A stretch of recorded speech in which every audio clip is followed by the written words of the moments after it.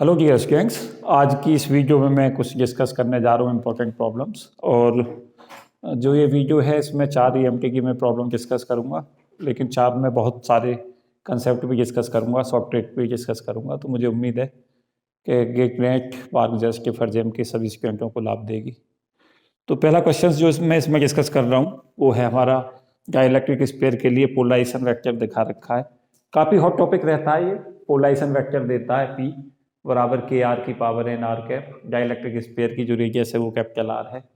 और इसमें पूछता है सबसे पहले तो वॉल्यूम बाउंड चार्ज डेंसिटी पूछी जाती है इस क्वेश्चन में। उसके अलावा एक्सटर्नल और इंटरनल पॉइंट के ऊपर इलेक्ट्रिक फील्ड पूछा जाता है। तो कई बार क्वेश्चन से आया हुआ है, तो मैं बताना चाहूँगा कैसे सॉल्व करेंगे क्वेश्चन नंबर 1 को। तो पहले पोलराइजेशन वेक्टर में देखो, मैं बताता हूँ कैसे कैसे क्वेश्चन आए। सबसे पहले क्वेश्चन आया था जब पहली बार में मैंने देखा इस टॉपिक को, तो P बराबर के आर आया पहली बार, और पूछा गया कि ये कार्टेशियन कोऑर्डिनेट हैं और इसमें रो बी की वैल्यू हमें कैलकुलेट करनी थी। तो P बराबर के आर को जब हमें सॉल्व करते हैं तो लेते हैं रो बी बराबर माइनस डाइवर्जेंस P। ये फॉर्मूला है वॉल्यूम बाउंड चार्ज डेंसिटी का, VBCG जिसे कहते हैं शॉर्ट में, वॉल्यूम बाउंड चार्ज डेंसिटी। तो माइनस डाइवर्जेंस P में अगर ये हमारा कार्टेशियन में है तो कार्टेशियन में इसको हम लिख सकते हैं कि आर को लिख सकते हैं XI plus YJ plus ZK। और उसके बाद इसको सॉल्व करते हैं, यहाँ पे पुट करें वैल्यू, तो ये वैल्यू हमें मिलेगी माइनस डाइवर्जेंस की वैल्यू रख दें del over del XI plus del over del YJ plus del over del ZK। उसके बाद P की वैल्यू लें और P की वैल्यू यहाँ से हमें होगी k x i cap plus k y j cap plus k z k cap. उसके बाद इसे सॉल्व कर दें, जैसे हम minus del over del x i dot i लेंगे तो आई डॉट आई 1 हो जाएगा, और के एक्स का डिफ्रेंसिएशन एक्स के रेस्पेक्ट जब हम करेंगे तो यहाँ से, और माइनस साइन है तो माइनस के आएगा। सिमिलरली वाई के रेस्पेक्ट हम लेके चलेंगे तो डेल ओवर डेल वाई जे करेंगे जे डॉट जे का, तो के वाई यहाँ से होगा और माइनस साइन यहाँ से आएगा तो माइनस के आ जाएगा। और फिर उसी तरीक़ा से हम जेड कोऑर्डिनेट को लेके चलेंगे डेल ओवर डेल जेड, के डॉट के 1 हो जाएगा, और के जेड का जब हम डिफ्रेंसिएशन करेंगे जेड के रेस्पेक्ट तो के आ जाएगा यहाँ से और माइनस साइन ही आएगा, तो ये वैल्यू हमारी -3 के ऑब्टेन हो जाएगी। तो पहला जो क्वेश्चन इस पर पूछा गया जब कंपटीशंस की स्टार्टिंग फेज थे गेट नेट के, उनमें एक क्वेश्चन आता था जहाँ पे कार्टेशियन जो प्रॉब्लम थी वो पूछी जाती थी। फिर इसी पे क्वेश्चंस आगे आने लगा। एक क्वेश्चन जो इस पर पहली बार मिला आगे, वो मिला P बराबर के आर, और यहाँ पे आर कैप दे दिया गया, और ये स्पेरिकल कोऑर्डिनेट में कहा कि स्पेरिकल पोलराइजेशन केस है। रेडियस आर दे दी स्पेयर की, जो डाइलेक्ट्रिक स्पेयर है उसकी रेडियस कैपिटल आर दी, और फिर पूछा गया इसके अंदर कि रो बी हम कैसे कैलकुलेट करें। तो ये क्रम चलता रहा है कंपटीशंस की दुनिया में, पहले कार्टेशियन का फिर पोलर का, और अब आने वाले समय में सिलेंडर पे क्वेश्चंस इसमें पूछे जाएंगे, मुझे ऐसा विश्वास है। तो इसे जब हम सॉल्व करेंगे रो बी बराबर माइनस डाइवर्जेंस P लगाएंगे, और डाइवर्जेंस का मैंने बहुत सारी वीडियो में कहा है कि डाइवर्जेंस का फॉर्मूला सदा याद रखें। तो डाइवर्जेंस का जो फॉर्मूला है स्पेरिकल कोऑर्डिनेट में वो होता है -1/r² del upon del r और r² PR का मतलब पोलराइजेशन इन रेडियल डायरेक्शन। तो इस तरीका से फॉर्मूला बनता है हमारा स्पेरिकल का। और अगर इसी तरीका का क्वेश्चंस सिलेंड्रिकल में आए तो मैं यहाँ पे कवर करना चाहूँगा कि सिलेंड्रिकल में भी हम प्रॉब्लम को बढ़ा सकते हैं कि रो बी की वैल्यू को माइनस डाइवर्जेंस P लेंगे, और डाइवर्जेंस सिलेंड्रिकल कोऑर्डिनेट के लिए ले लेंगे रेडियल डायरेक्शन में -1/r del over del r और r/PR। इस तरीका से वैल्यू लेंगे। ये सिलेंडर के लिए तैयार रहें, आगे क्वेश्चन इस पर उम्मीद है मुझे आने की। ये नेक्स्ट फ्यूचर क्वेश्चंस है जहाँ से क्वेश्चंस पूछे जाने की उम्मीद रहेगी। ये तो आ चुके हैं क्वेश्चंस जो मैं बता रहा हूँ, ये फर्दर फ्यूचर में आएंगे। तो यहाँ जब हम PR की वैल्यू पुट कर देंगे, इसमें जो मैंने क्वेश्चंस में लिया है, अगर हम यहाँ से देखें तो KR की पावर n लिया है, जिससे क्या हो कि अगर क्वेश्चंस n बराबर 1 के लिए कहे तो P बराबर KR बन जाएगा, और अगर n बराबर 2 लेगा तो KR² बनेगा, और उसी तरीका से अगर KR³ के लिए क्वेश्चंस बनता है तो n की वैल्यू को 3 ले लेंगे। तो यहाँ से वैल्यू पुट कर दें, ये वैल्यू जैसे ही हम यहाँ से रखेंगे -1/r² del over del r और r², और PR की जो वैल्यू है, अगर इस वाले क्वेश्चन को सॉल्व कर रहे हैं तो यहाँ पे KR ले लें और आगे इसे बढ़ा दें तो ये वैल्यू हमें मिलेगी -k, और जब हम आर क्यूब का डिफ्रेंसिएशन करेंगे तो ये हमें 3r² देगा। यहाँ से देखें, ये हमारी जो वैल्यू है वो मिलेगी यहाँ से आर क्यूब, और आर क्यूब का डिफ्रेंसिएशन करेंगे तो हमें 3r² मिलेगा अपॉन यहाँ से r² लेंगे, तो ये वैल्यू यहाँ से भी -3k ऑब्टेन हो जाएगी। उसी तरीका से अगर यहाँ पे p बराबर kr², ये भी क्वेश्चंस पूछा जा चुका है, और अगर p बराबर kr² कहता है, पोलराइजेशन को kr² कह देता है r यूनिट कैप में, तो हमें करना क्या होगा, यहीं पे r² kr² कर देंगे, तो यहाँ से हमारा ये जो बनेगा kr4 बन जाएगा, और जब r4 का डिफ्रेंसिएशन करेंगे तो 4kr³ और अपॉन r² होगा, फिर उसके बाद उसे सॉल्व कर देंगे। तो इस तरीका से क्वेश्चंस बनेगा।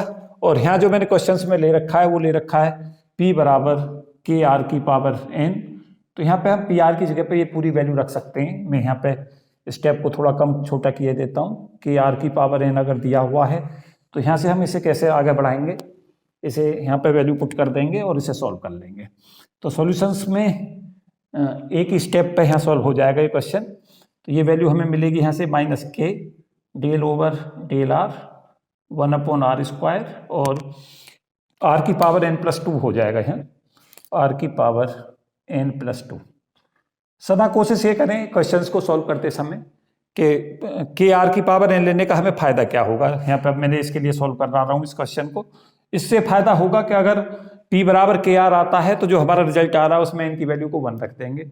अगर kr² आ रहा है तो n को 2 रख देंगे। अगर kr³ आ रहा तो n को 3 रख देंगे, तो एक जनरलाइज फॉर्मूला बन जाएगा। तो यहाँ से देखें और बताएं मुझे क्या ये वैल्यू ऑब्टेन होती है।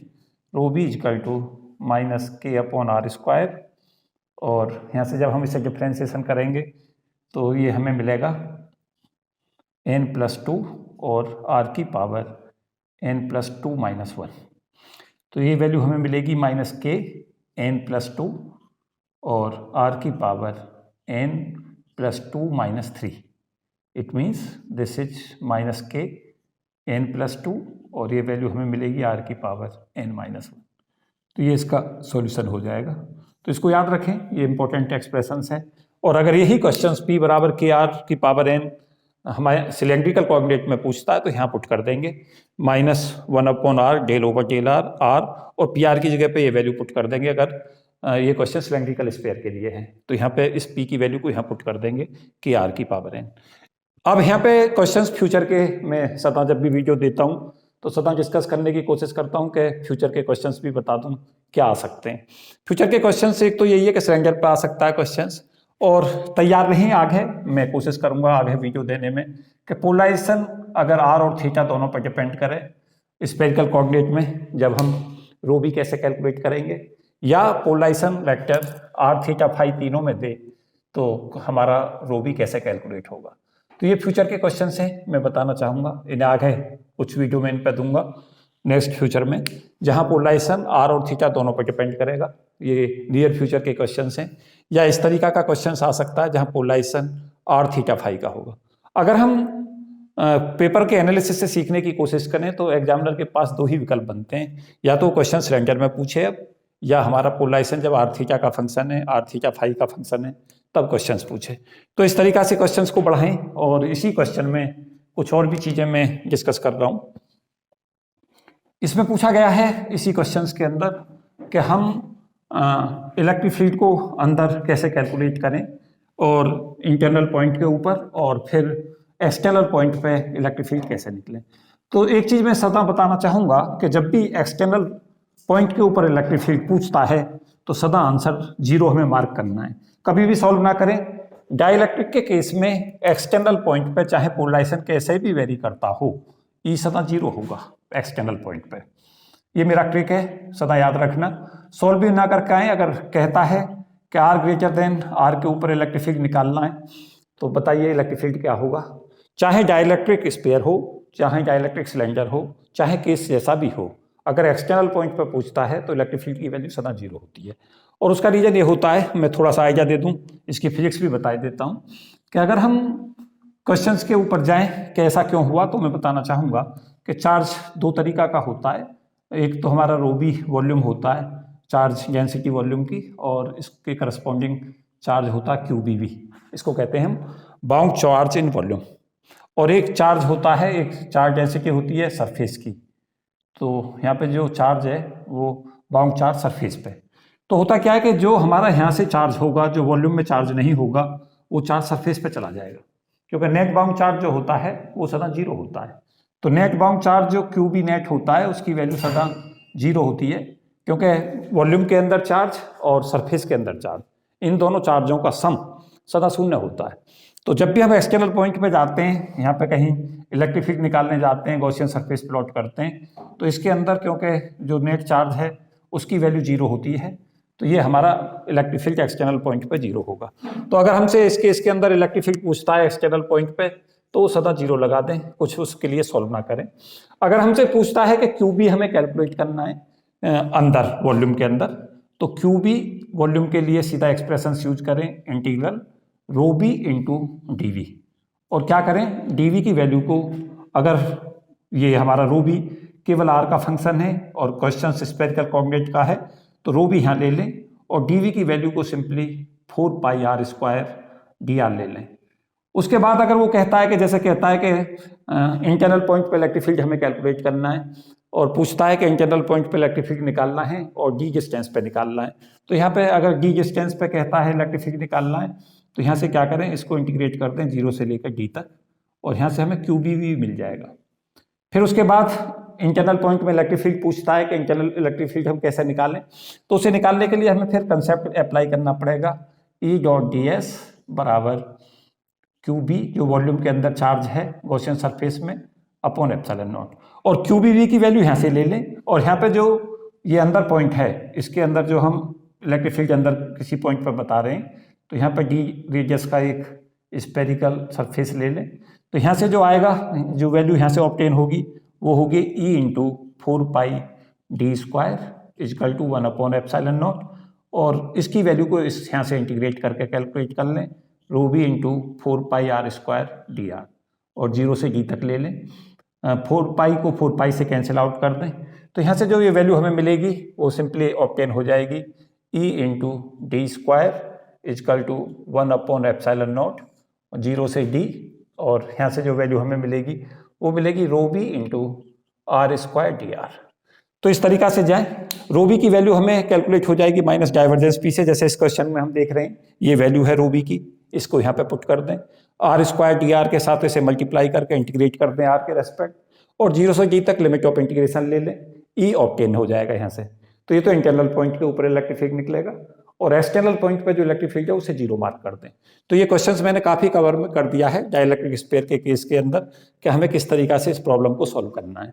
अगर यही क्वेश्चंस हमें पूछता है डाइलेक्ट्रिक सिलेंडर के लिए, तो डाइलेक्ट्रिक सिलेंडर में इसी क्वेश्चन को अगर हमसे पूछता है कैसे बढ़ाना है, इसे वहाँ पे मैंने बता रखा है कि डाइलेक्ट्रिक सिलेंडर के लिए जो हमारे पास क्वेश्चन होगा, रो बी की वैल्यू को -1 अपॉन आर यहाँ से ले लें, और डेल ओवर डेल आर कर दें, -1 upon r del over del r, और आर इंटू पी आर, ये वैल्यू रखते हैं। और उसके बाद रो बी की वैल्यू को इस एक्सप्रेशन से कैलकुलेट करें, फिर इस रो बी को यहाँ पे पुट कर दें, डी वी को उसके लिए जो हमारे पास डाइलेक्ट्रिक सिलेंडर होगा वहाँ पे 2 पाई आर एल डी आर ले लें। अगर यहाँ पे क्वेश्चन पूछता है तो यहाँ पे 2 पाई आर एल डी आर ले लें। अगर वो कहता है डी डिस्टेंस पे हमें बताना इलेक्ट्रिक फील्ड, तो 0 से लेकर डी तक उसे इंटीग्रेट कर दें, और पहले क्यू बी निकाल लें वॉल्यूम के अंदर, और फिर यहाँ से ई इंटू यहाँ से जो वैल्यू आएगी, अगर वो डी डिस्टेंस पे पूछ रहा है सेंटर से, तो 2 पाई डी एल ले लें हैं, e into 2 pi d l is equal to 1 upon epsilon not, 0 से डी रो बी, और यहाँ पे हम जो मैं अभी बता ही रहा था कि डी वी की वैल्यू को हमें 2 पाई आर एल डी आर ले लेना। तो उस तरीका से अगर क्वेश्चंस पूछता है डाइलेक्ट्रिक इस स्फीयर के केस में, डाइलेक्ट्रिक सिलेंडर के केस में, इंटरनल पॉइंट पे एक्सटर्नल पॉइंट पे हम किस तरीका से इलेक्ट्रिक फील्ड निकाल सकते हैं, कैसे, इस पे बहुत ही क्वेश्चंस मैं देख रहा हूँ, चाहे वो गेट का एग्जाम हो, नेट का हो, इवन दो IIT जेम का हो, यहाँ से क्वेश्चंस आता रहता है। तो काफ़ी इंपॉर्टेंट कंसेप्ट है। और एक कंसेप्ट जो मैं इसमें बताना चाहूँगा वो ये है कि अगर हमसे पूछता है कि सरफेस चार्ज हमें कैलकुलेट कराता है, तो कभी भी सरफेस चार्ज को कैलकुलेट करने के लिए एक ही काम करना है कि पहले वॉल्यूम चार्ज निकाल लें, क्यू बी वी निकाल लें, लिमिट ऑफ इंटीग्रेशन लेके 0 से लेके आर तक ले लें अगर रेडियस आर है तो, और यहाँ से रो बी डी वी ले लें। रो बी यहाँ पे वॉल्यूम बाउंड चार्ज डेंसिटी है, और डी वी के साथ में पहले क्यू बी वी निकाल लें, और फिर क्या करें कि q b v plus QBS is equal to 0 कर दें, क्योंकि नेट बाउंड चार्ज की वैल्यू जो होगी वो 0 होगी। QBV का मतलब होगा वॉल्यूम बाउंड चार्ज, और ये QBS होगा सरफेस बाउंड चार्ज। तो अगर हमें इस यहाँ से आसानी से हम QBV निकाल सकते हैं, बाउंड चार्ज वॉल्यूम के अंदर, और फिर सरफेस के लिए माइनस चिन्ह के साथ में सीधा उसे मल्टीप्लाई कर दें माइनस साइन से। जैसे सपोज किया तुम्हारा किसी सरफेस के अंदर वो कहता है जो नेट चार्ज है किसी डाइलेक्ट्रिक के अंदर वॉल्यूम के अंदर 5 माइक्रो कूलम में, कहता है सरफेस पे बताइए कितना बाउंड चार्ज होगा।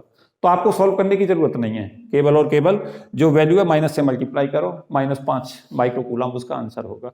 तो इस तरीका से क्वेश्चन को सॉल्व कर सकते हैं। तो इसमें मैं काफ़ी डिस्कशन दे रहा था, एक ही टॉपिक मैंने इसमें डिस्कस किया है पोलराइजेशन का, और पोलराइजेशन तीनों केसों में डिस्कस कर रहा था, कार्टेशियन कोऑर्डिनेट और spherical coordinate, cylindrical coordinate, future की क्या पॉसिबिलिटीज़ हैं। तो मुझे उम्मीद है कि ये वीडियो निश्चित तौर से कंसेप्टों को इनरिच करेगी, और आगे मैं इसी तरीका की छोटी छोटी वीडियो आगे अपलोड करूँगा। तो इस वीडियो में इतना ही। Thank you and best wishes for all of you. जय हिंद।